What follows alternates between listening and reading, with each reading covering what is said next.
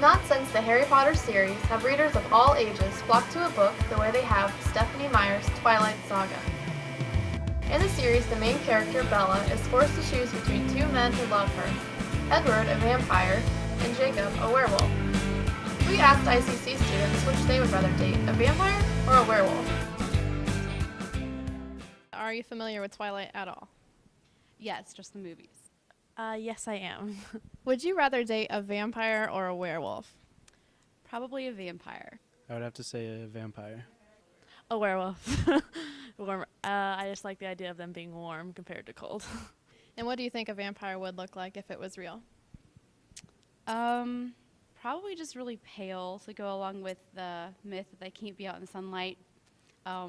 Maybe they might have sharper canines all the time, but maybe not necessarily fangs. Long black hair.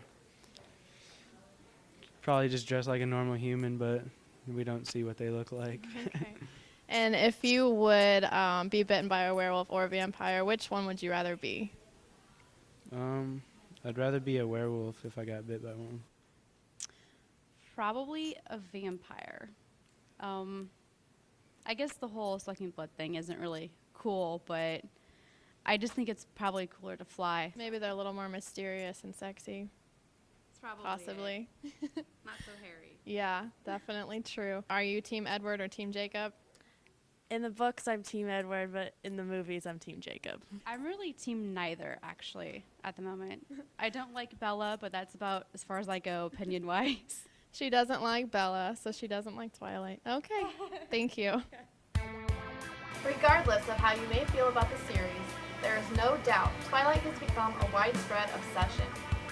Fans everywhere have created sites devoted to their favorite team or character, turned their bedrooms into shrines, or bought anything Twilight related. In Germany, there is even a Twilight makeup collection.